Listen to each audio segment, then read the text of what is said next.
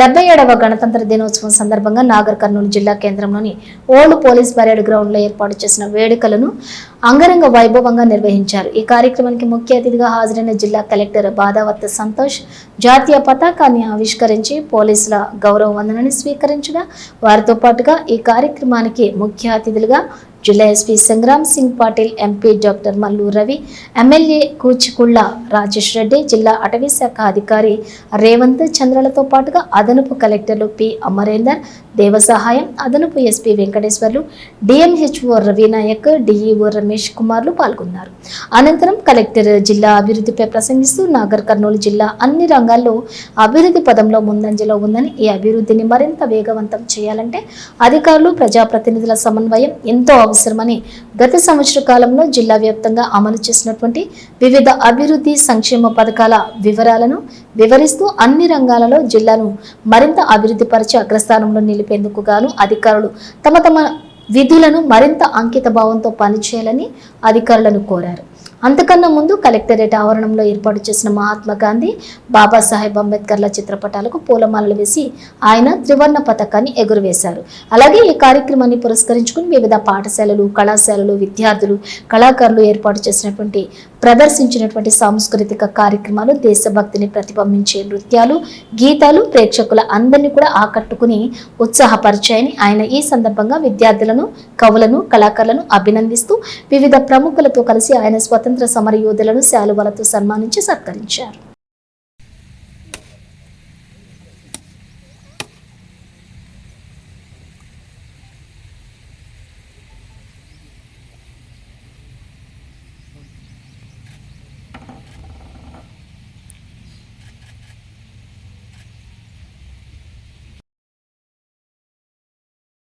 आज्ञा प्रदान करे।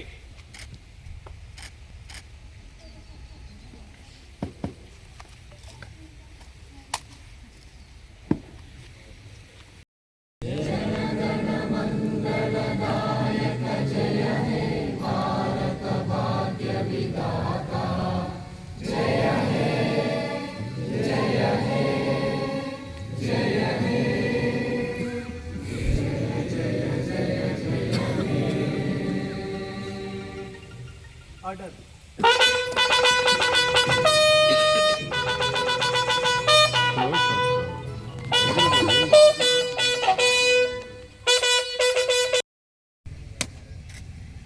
DRDO garu, ma'am,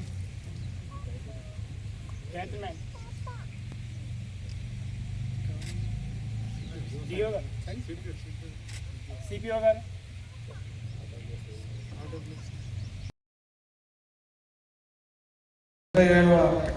గణతంత్ర దినోత్సవ వేడుకలకు ఇచ్చేసిన ప్రజాప్రతినిధులకు, ఇతర ప్రముఖులకు, జిల్లా అధికారులకు, అనధికారులకు, పత్రికా విలేకరులకు, ఎలక్ట్రానిక్ మీడియా సిబ్బందికి మరియు జిల్లా ప్రజలకు ఈ సందర్భంగా గణతంత్ర దినోత్సవ శుభాకాంక్షలు.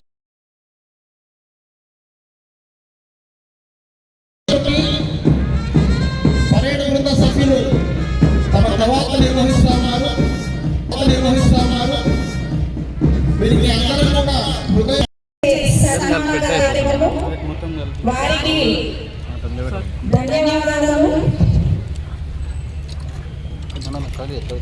ఈ నేల విముక్తి కోసం, ఈ నేల స్వాతంత్ర్యం కోసం ప్రాణాలు అర్పించినటువంటి మీ కుటుంబ సభ్యులకు ఈ పరేడ్ బృందం శత వందనాలు తెలియజేస్తారు.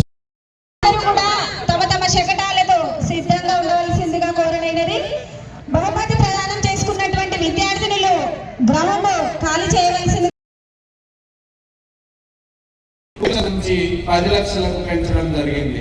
మన జిల్లాలో డిసెంబర్ 9, 2023 తేదీ నుంచి ఇప్పటి వరకు 33,000 మంది ఆరోగ్యశ్రీ క్రింద వైద్య సేవలను అందుకున్నారు. దాదాపు 86 కోట్ల 6 లక్షల రూపాయల మేరకు ప్రభుత్వం వైద్య సేవలకు ఖర్చు చేసింది.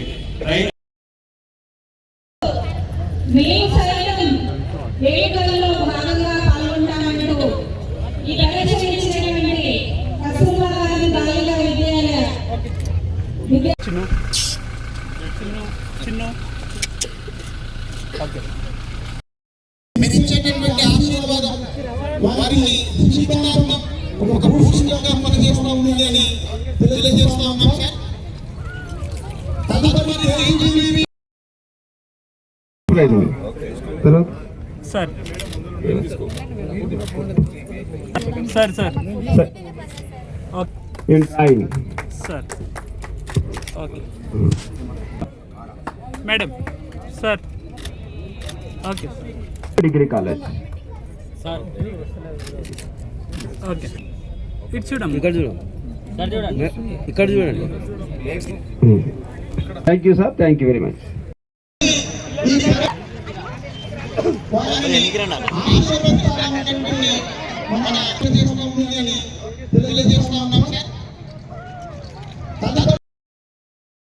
కార్డులలో అదనంగా చేర్చడం జరిగింది. జిల్లాలో రేషన్ దుకాణాల ద్వారా ఒక్కొక్కరికి 6 కిలోల చొప్పున 2,74,000 కార్డులలో 8,93,000 కుటుంబ సభ్యులకు ప్రతి నెలకు 5,616 టన్నుల బియ్యం పంపిణీ చేయడం జరుగుతుంది. ఇందిరమ్మ ఇండ్లు ఈ పథకం క్రింద జిల్లాలో ప్రజాపాలన ద్వారా మొత్తం 2,07,007 దరఖాస్తులను స్వీకరించి ఇందిరమ్మ పోర్టల్ నమోదు చేయడం జరిగింది. ప్రజలకు ఇచ్చిన మాట ప్రకారం 6 గ్యారెంటీలను అమలు చేసేందుకు రాష్ట్ర ప్రభుత్వం కంకణం కట్టుకుంది. నేటి ప్రజాప్రభుత్వం అభివృద్ధి సంక్షేమ పథకాలపై ప్రత్యేక దృష్టి సారించింది. ప్రభుత్వ అధికారులను రాష్ట్రంలోని ప్రతి పల్లెకు ప్రతి బస్తీకి పంపించి గ్రామ సభలు నిర్వహించి సంక్షేమ పథకాలు అర్హులైన వారందరూ దరఖాస్తులు చేసుకోవాలని ప్రజల నుంచి అర్జీలను స్వీకరించింది.